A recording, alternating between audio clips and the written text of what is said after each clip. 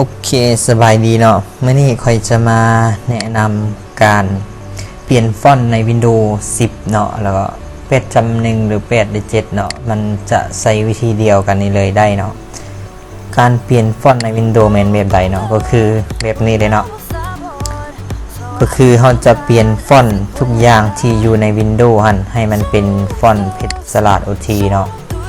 โอเคคือในที่นี้ค่อยเปลี่ยนเป็นฟอนต์ของ Samsung เนาะก็คือที่เราเคยเห็นใน Samsung เนาะมันมักมีฟอนต์ที่เป็นตัว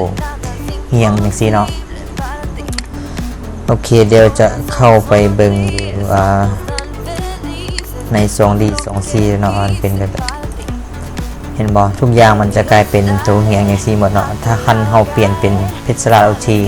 ทุกอย่างในตัวนี้ก็จะกลายเป็นฟอนต์เพชรสลัด OT หมดเนาะสังเกตเบิ่งฟอนต์ตัวที่เป็นภาษาลาวเนาะ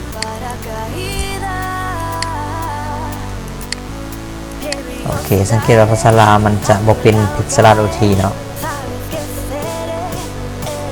คันเฮาได้ลงเพชรสลัด OT เข้าไปใน Windows จังซี่เนาะมันก็จะ กลายเป็นเพชรสลัด OT หมดเนาะตัวนี้เอิ้นว่าการเปลี่ยนฟอนต์ใน Windows เนาะโอเค แล้วเราจะมาเปลี่ยนแบบใดเนาะสิ่งที่เราขาดบ่ได้หลักๆเลยก็คือ2อันนี้เนาะก็คือ1เป็นโค้ดที่เราจะทำการเปลี่ยนฟอนต์นี่เนาะก็คือเราจะเปลี่ยนฟอนต์ใดเราต้องเขียนโค้ดขึ้นมาเนาะ2ก็คือเราต้องมีฟอนต์เพชรสลัด OT นี่เนาะก็คือค่อยได้เขียนมาแล้วก็คือตัวนี้เนาะโค้ดก็คือตัวนี้แล้วก็ฟอนต์ก็คือตัวนี้เนาะสำหรับเครื่องไพ่ที่มีฟอนต์เพชรสลัดอยู่แล้วก็ถ้าเอาก็ได้เนาะขั้นตอนที่2เนาะมีแต่ขั้นตอนที่1นี่ก็คือเขียนโค้ดใส่อย่างเดียวแล้วก็ติดตั้งได้เลยเนาะแต่คันไพ่ยังบ่มีเพชรสลัด OT ก็ดาวน์โหลดเพชรสลัด OT มาเนาะ โอเคสำหรับลิงก์ดาวน์โหลด2อันนี้เนาะแม่นค่อยจะปะไว้อยู่กล่องคลิปวิดีโอนี่เลยเนาะโอเคเนาะตัวนี้ก็คือลิงก์ที่จะดาวน์โหลดโค้ดแรงฟิตใน Windows เนาะแล้วก็ตัวที่2นี่ก็คือฟอนต์เพชรสลัด OT ตัวนี้เนาะมีแต่ดาวน์โหลดแล้วมันจะเข้ามาหลังจากนั้นมันจะเป็นไฟล์วินล่าเนาะเดี๋ยวโหลดให้เบิ่งเลยเนาะ ไฟล์ก็บ่ได้หนักนะนิดเดียวนะ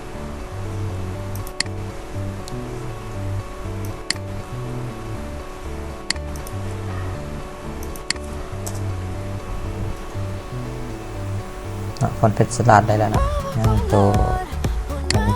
โค้ดนี่เนาะโอเคดาวน์โหลดโอเคสังเกตว่าดาวน์โหลดได้ทั้ง2แล้วเนาะมันจะเป็นไฟล์วินล่าเอาไปเปิดเบิ่งเนาะโอเคหลังจากนั้นก็ทำการแตกไฟล์เนาะลากทั้ง2เลยก็ได้กว่าเช็คเนี่ยโอเคเห็นว่าเราจะได้2อันนี้มาเนาะโอเคในที่นี้ค่อยได้ copy 2อันนี้มาไว้อยู่ใน desktop แล้วเนาะก็คือ2อันนี้เนาะโอเคแล้วเราจะมาเบิ่งนำกันเลยเนาะวิธีการที่เราจะเขียนมันเป็นแบบใดเนาะ โอเคคนอื่นก็ดับเบิลคลิกเข้าไปเลยเนาะ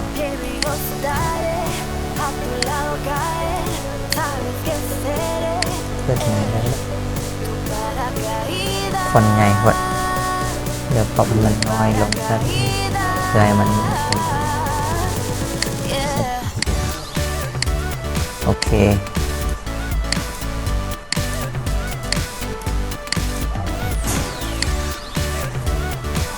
โอเคหลังจากที่เราดับเบิลคลิกเข้าในโค้ด Language Window นี่แล้วเนาะ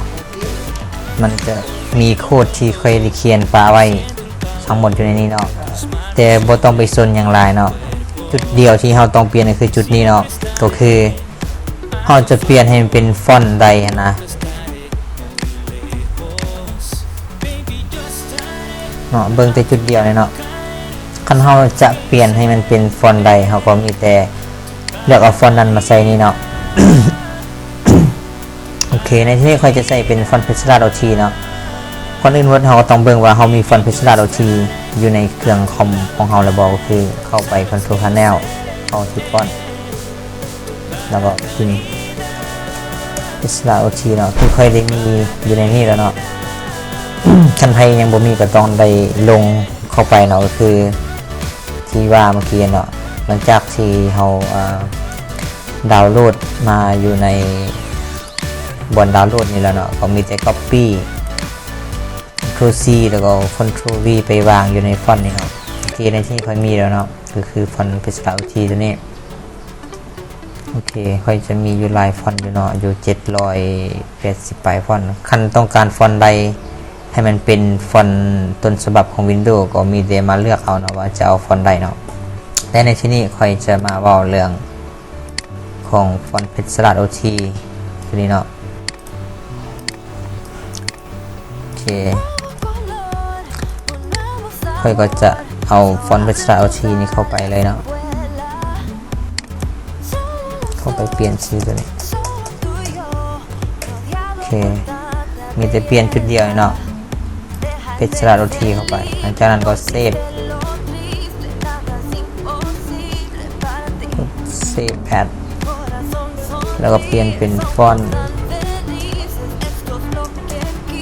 สำคัญคือ .reg เนาะไม่ใช่ .reg เนาะสำคัญเนาะก็เลือก all นี่เซฟโอเคสังเกตว่ามันจะขึ้นมาแล้วเนาะคือตัวนี้เนาะไฟล์ตัวนี้เลยเนาะที่เราจะติดตั้งให้ Windows ของเราเป็นฟอนต์พิศดารโอทีเนาะโอเคเดี๋ยวจะขอปิดอย่างออกก่อน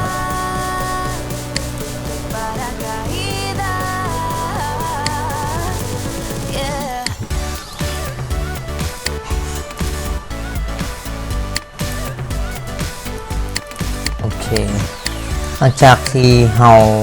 ได้เขียนโค้ดฟังเข้าไปแล้วเนาะเราก็มีแต่ดับเบิลคลิกเข้าไปแล้วก็ yes แล้วก็โอเคก็ชื่อว่าได้แล้วเนาะเราได้ลงฟอนต์ตัวพิศดารโอทีคือเราเปลี่ยนฟอนต์ให้มันเป็นพิศดารโอทีใน Windows เราได้เนาะแต่ว่าสังเกตว่ามันยังบ่เปลี่ยนเนาะก็คือเราต้องไปรีสตาร์ทเครื่องบาทหนึ่งแล้วหลังจากนั้นมันจึงจะขึ้นมาเป็นฟอนต์พิศดารโอทีเนาะโอเคก็คือเราต้องเข้าไปรีสตาร์ทอย่างนี้เนาะรีสตาร์ทเครื่องแล้วก็มันจะเข้ามาเป็นพิศดารโอเคหลังจากที่ค่อยรีสตาร์ทเครื่องแล้วค่อยจะมาอัดคลิปอีกเครื่องหนึ่งเบิ่งว่ามันจะเปลี่ยนแปลงแค่บ่เนาะโอเค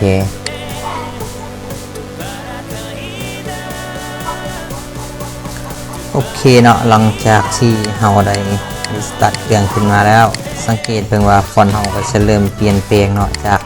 ฟอนต์ที่คือหน้าต่างของฟอนต์ Samsung ตัวที่เป็นตัวเงียงเนาะก็จะเป็นฟอนต์พิศดารโอทีเป็นทีเหี่ยมห้อยแล้วเนาะเดี๋ยวเราจะมาเบิ่งว่ามันเป็นฟอนต์พิศดารโอทีใช่บ่เราเบิ่งแบบเป็นของภาษาลาวเลยมันจะเห็นชัดเจนกว่าเนาะเข้าไปเบิ่งตัวเก่าเมื่อกี้ค่อยโอเคเนาะสังเกตเบิ่งเนาะฟอนต์ภาษาลาวพวกนี้เนาะ